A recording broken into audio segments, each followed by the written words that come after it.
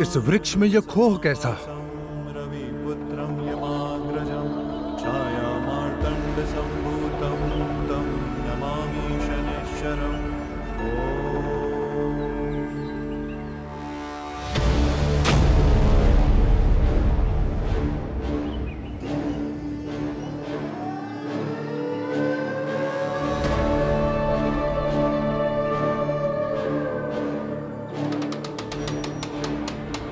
शनिदेव को परशुराम का प्रणाम। मार्ग में तो मैं आता हूँ परशुराम, किंतु आज तुम शनि के मार्ग में कैसे? अपने गुरुदेव के लिए।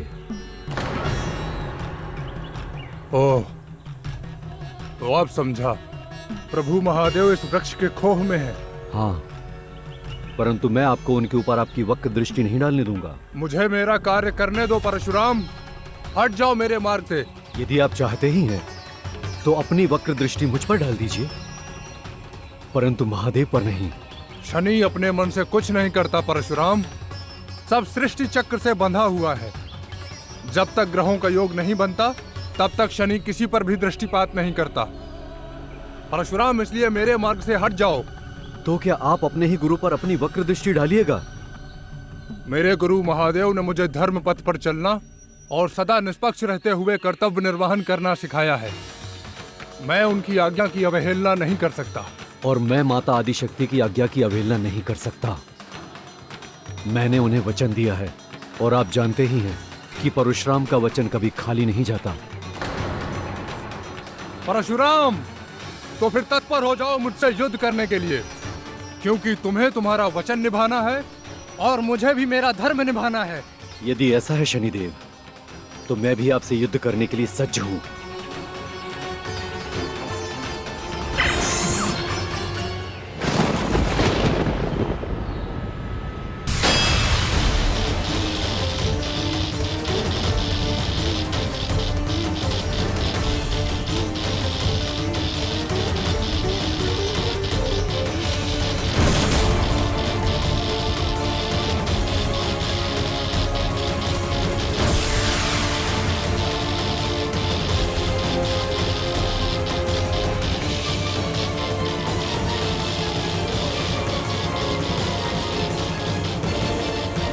हे प्रभु महादेव, अपने शिष्यों को रोक लीजिए।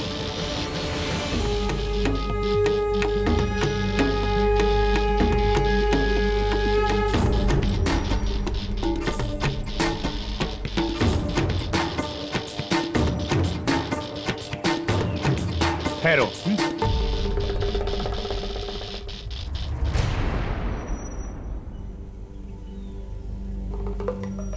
शनिदेव, परशुराम, शांत हो जाओ वत्स। प्रणाम महादेव। प्रणाम प्रभु। शनिदेव, परशुराम, तुम दोनों ही मेरे परम शिष्य हो और आज तुम दोनों एक दूसरे के साथ आपस में ही उलझ पड़े।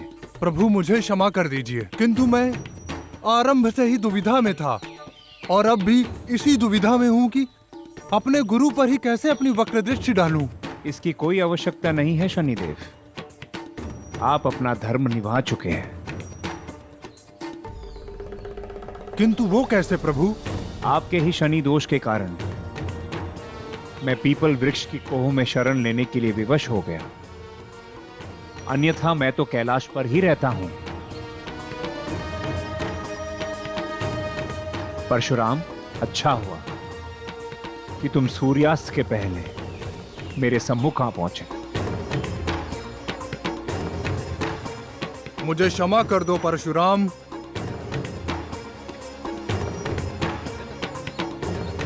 मैं भी क्षमा प्रार्थी हूं शनिदेव।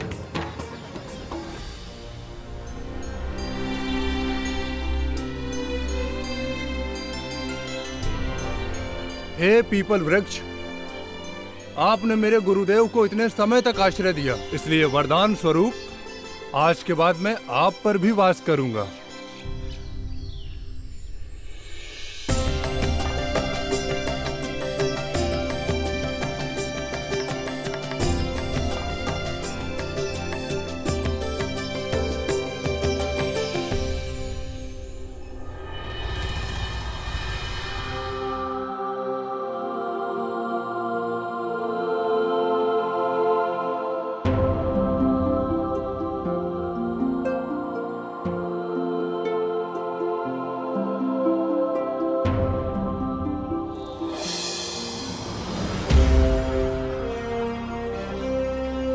अद्भुत।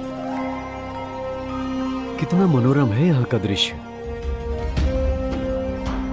हम कहाँ हैं गुरुदेव? कैलाश से दूर अनंत ब्रह्मांड में एक ऐसे लोक पर जिसे सिर्फ ब्रह्म ज्ञान की प्राप्ति के लिए ही बनाया गया है। अकल्पनीय, अकल्पनीय है गुरुदेव। मुझे तो ज्ञात भी नहीं था कि हमारे ब्रह्मांड में कोई ऐसा भी लोक है।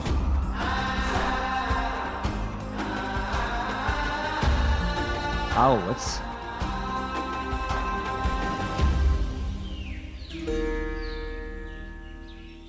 मेरे समक्ष विराजो वत्स।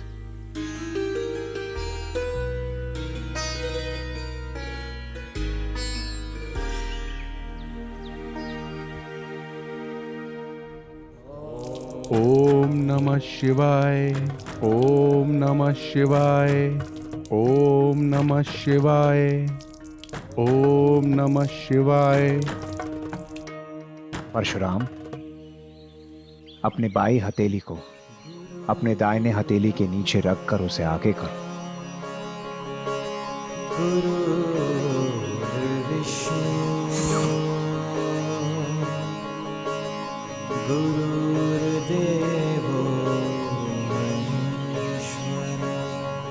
इसे ग्रहण करो परशुराम।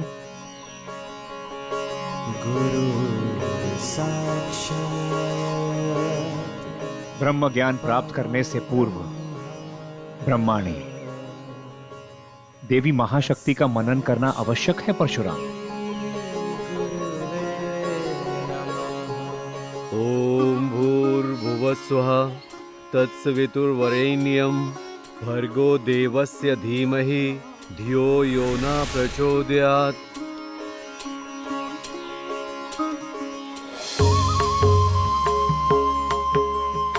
ये ब्रह्म कवच है वत्स, ये सदा तुम्हारे साथ ही रहेगा।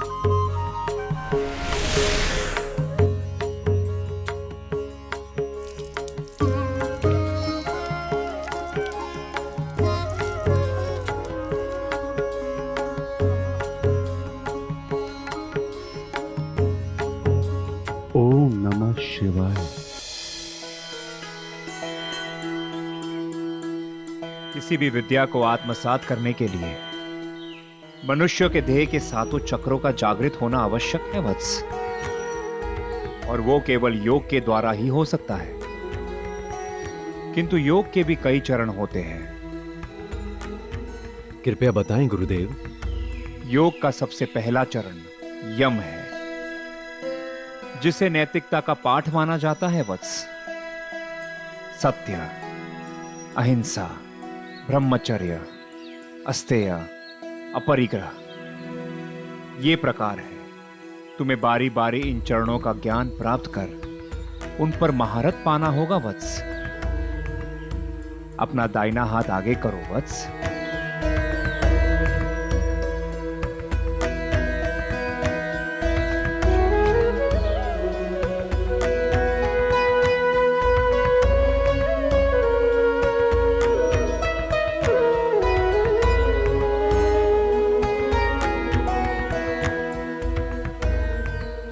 ये गुरु सूत्र है, एक बंधन। ये तुम्हें समय समय पर अंधकार से निकालकर प्रकाश की ओर ले जाएगा। अब मैं तुम्हें एक गुरु मंत्र दूंगा, ध्यानस्थ हो जाओ वत्स।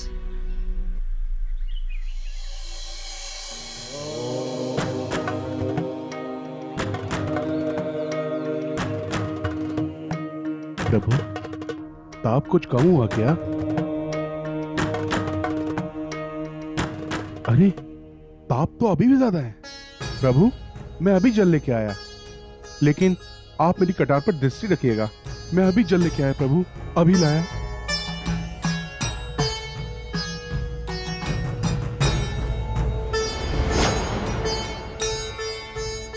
केवल नाम के भोले हैं आप। वास्तविकता में तो आपसे ज्यादा चालाक और कोई हो ही नहीं सकता। अच्छे अच्छों की बुद्धि हर लेते हैं आप, केवल अपनी सेवा कराने के लिए। इतने बड़े असुर साम्राज्य का राजा फरारा, जो अपना सारा राजपाट छोड़कर आपके पीछे पड़ा है ना, वो मेरे स्वामी हैं, स्वामी, जिनको आपने मुझसे छीन लिया है। कब तक आप उनके ऐसे ही पीछे पड़े रहेंगे? कब तक आप उनसे ऐसे ही सेवा कराते रहेंगे? बोलिए, जवाब दीजिए मुझे। रेखा, मूर्ख स्त्री, तुम ये क्या कर रही हो? याद भी है तुम्हें इनकी शक्तियों का? तुम्हें पता ही ये कौन है? मुझे नहीं जानना इनके बारे में, तुम ही जानो। प्रभु, आप इसकी बात का बुरा मत मानिएगा, क्योंकि मैं भी नहीं मानता। आप तो बस शीतल हो जाइए, ताप बहुत है ना। ओम नमः शिवाय, ओम नमः शिवाय, ओम नमः शिवाय, ओम नमः शिवाय, ओम नमः।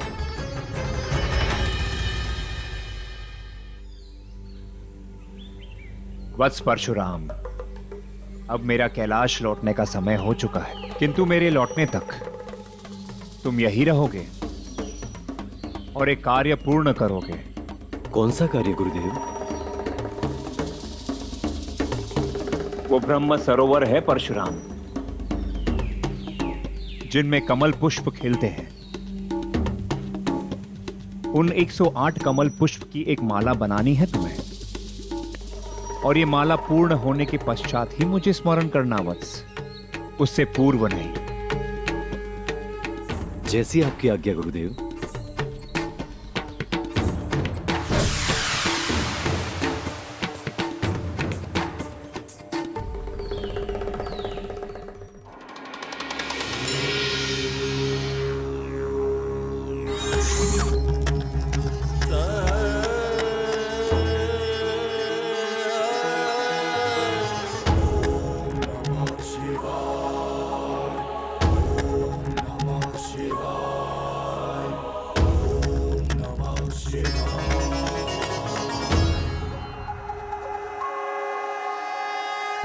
प्रभु, ये लीजिए, हो गया समस्या का समाधान।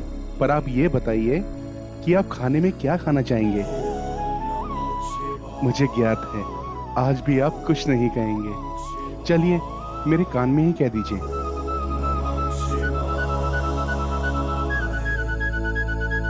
प्रभु की जैसी इच्छा, मैं अभी भोजन लेके आता हूँ प्रभु।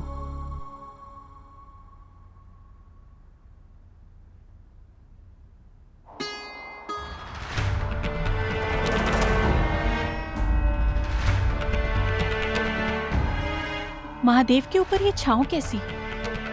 आज तक तो ऐसा कभी नहीं हुआ। स्वामी,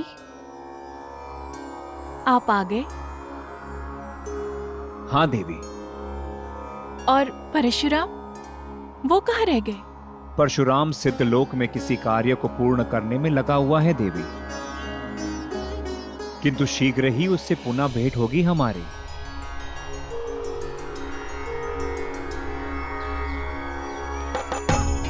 जय शिव शंभू।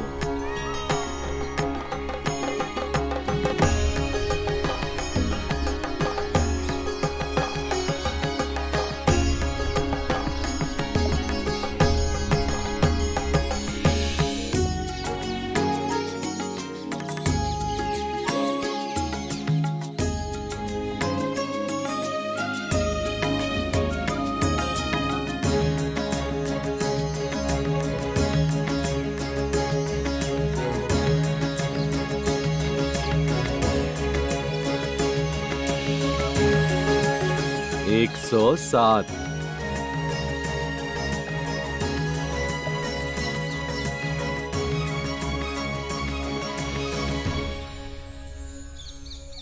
ये तो केवल 107 कमल पुष्प हैं, परंतु गुरुदेव ने कहा था 108 कमल पुष्प की माला। सरोवर पर जाकर देखता हूं।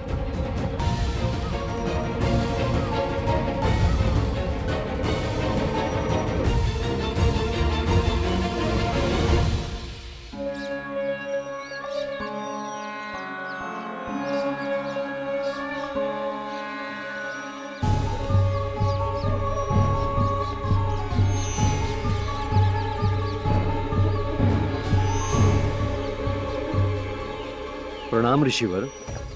प्रणाम। तो तुम भी यहाँ ब्रह्म ज्ञान के लिए आए हो? अर्थात आप भी यहाँ ब्रह्म ज्ञान के लिए आए हैं? आए हैं नहीं, अपितु आए थे, क्योंकि इस घटना के तो सहस्त्रों वर्ष बीत चुके हैं। मैं कुछ समझा नहीं। बस इतना समझ लो, जो कार्य प्रभु महादेव ने तुम्हें दिया है वो कार्य असंभव है। असंभव? हम्म, परंतु क्यों? क्योंकि जो कार्य प्रभु महादेव ने तुम्हें दिया है वो कार्य सहस्त्रों वर्षों पूर्व प्रभु महादेव ने हमें सौंपा था।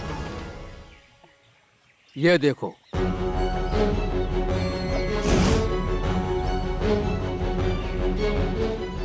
किंतु हमारी माला आज भी अपूर्ण है। ज्ञात है क्यों? क्यों? क्योंकि यहाँ के सभी ब्रह्म सरोवर में 107 कमल पुष्प ही खिलते हैं। तनिक स्मरण करो, प्रभु महादेव ने यहाँ से जाते समय तुमसे क्या कहा था? उन 108 कमल पुष्प की एक माला बनानी है तुम्हें, और ये माला पूर्ण होने के पश्चात ही मुझे स्मरण करना वत्स, उससे पूर्व नहीं। अब ना तो ये माला पूर्ण हो सकती है और ना ही तुम महादेव को पुनः स्मरण कर बुला सकते हो। और तुम ये मत समझो कि यहाँ पर हम 3 ही लोग हैं। वो देखो,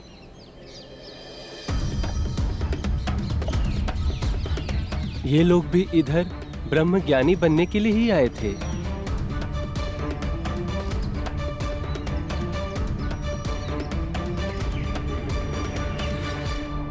स्वामी, ब्रह्म सरोवर में तो केवल 107 कमल पुष्प ही खिलते हैं। हाँ देवी, आज तक इस परीक्षा में कोई भी उत्तीर्ण नहीं हो पाया। ब्रह्म ज्ञान प्राप्त करना इतना सहज नहीं है, कई परीक्षाओं से होकर गुजरना पड़ता है। परशुराम इस परीक्षा में उत्तीर्ण होगा या नहीं, ये मैं देखना चाहता हूं देवी। किंतु स्वामी, आपके समाधि स्थल पर ये छांव कैसी? देवाधिदेव महादेव को कब से सूर्य के ताप से बचने की आवश्यकता पड़ने लगी? ये मेरी नहीं, अपितु मेरे एक परम भक्त की इच्छा है देवी। और आज न जाने कितने कलश जल चढ़ाए होंगे उसने मुझ पर, ताकि मुझे सूर्य का ताप न लगे। फिर तो स्वामी, आपका वो भक्त अद्भुत होगा। वो है कौन? असुरों का राजा फरारासुर। फरारासुर? किंतु स्वामी, वो तो बहुत ही निर्दयी असुर था। वो कैसे आपका भक्त बन गया? जब परिवर्तन ही सृष्टि का नियम हो तो उसमें अचरज करने का कोई प्रश्न ही नहीं उठता देवी। मेरे भक्ति से प्रभावित फरारासुर ने हिंसा का मार्ग छोड़ भक्ति को चुन लिया है। असुरों ने सदा ही मेरे स्वामी के भोलेपन का लाभ उठाया है। ज्ञात नहीं फरारासुर क्या चाहता है। भक्ति, केवल भक्ति ही करना चाहता हूँ मैं अपने प्रभु की। भक्ति नहीं, दुर्बुद्धि कहते हैं इसे आपकी। दुर्बुद्धि, जो इतने बड़े असुर होकर इस पत्थर के पीछे पड़े हैं।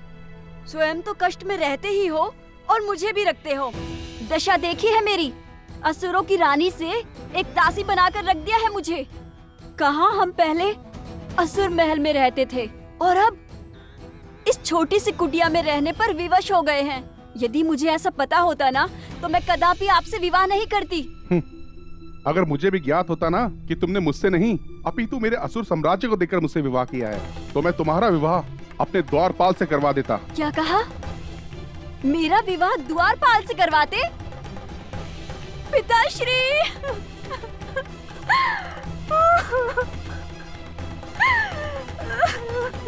अरे अरे अरे शांत हो जाओ प्रिय, मैंने तो ऐसे ही कह दिया था। भला मैं तुम्हारा विवाह उस द्वारपाल से क्यों करवाता? शांत हो जाओ। तभी मानूंगी जब तुम इस पत्थर को तोड़ दोगे। देखा, तुम चुप हो जाओ। तुम बार बार मेरे प्रभु को पाषाण बोल के उनका नहीं स्वयं मेरे भक्ति का अपमान कर रही हो। देखा, मैं जानती थी तुम मुझसे प्रेम नहीं करते।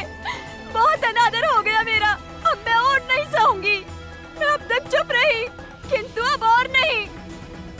बड़े आए मेरा द्वारपाल से विवाह करवाने वाले। ले आओ कोई स्वर्गपाल की अप्सरा, जा रही हूँ मैं। हाँ हाँ तो जाओ ना, मैं पहले भी प्रसन्न था और आगे भी प्रसन्न रहूंगा जब तक मेरे प्रभु मेरे साथ हैं।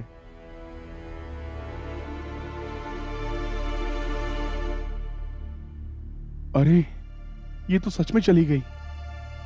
अब मेरे प्रभु के भोजन का क्या होगा? हम स्वयं पकाएंगे और वो भी अपने प्रभु की रुचि का पकाएंगे।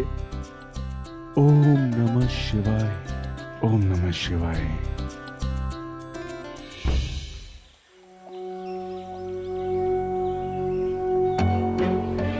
ये क्या रहस्य है इस ब्रह्म सरोवर का? क्या यहाँ केवल 107 ही कमल पुष्प खिलते हैं? यदि मुझे मेरा अंतिम कमल पुष्प नहीं मिला तो मेरी माला अधूरी रह जाएगी और कदाचित मैं अपने गुरुदेव का स्मरण इस लोक में नहीं कर पाऊंगा, और फिर मुझे बाकी ऋषि मुनियों की तरह इसी लोक में रहना पड़ेगा। हे प्रभु, ये कैसी परीक्षा है आपकी?